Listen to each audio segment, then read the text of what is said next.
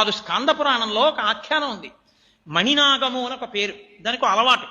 అది ఎప్పుడు శివ శివ శివ శివ శివ శివ అంటుంటుంది. ఆ పాము ఒక రోజున పుట్టలోంచి బయటకు వస్తూ శివ శివ శివ అంటూ వెళ్ళిపోతుంది. పైనుంచి గరుత్మంతుడు వచ్చాడు.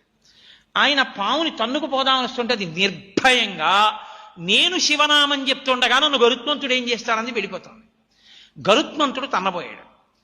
అన్నీ తెలుసున్నవాడు సర్వజ్ఞ, ఆయనకి తెలియదండి. ఆయన వెంటనే నందిని పిలిచి మణినాగాన్ని కాపాడు అన్నాడు. ఆయన వెంటనే శ్రీ మహావిష్ణువుకి వెళ్ళి చెప్పారు, అయ్యా గరుత్మంతుడు చెనకబోతున్నాడు, శివాజ్ఞ, మణినాగమును చెనకకూడదు. గరుత్మంతుణ్ణి వెంటనే శ్రీ మహావిష్ణువు పిలిచి నువ్వు ఆ మణినాగమును చెనకవద్దు అన్నారు. తినబోతున్న ఆహారాన్ని వద్దు అని ఎవరు నిర్బంధించకూడదు, కాబట్టి నేను తింటాను అని గరుత్మంతుడు మణినాగం మీదకి వెళ్ళాడు. శ్రీ మహావిష్ణువు గరుత్మంతుడిలో ఉన్న శక్తిని ఉపసంహారం చేశారు. ఒక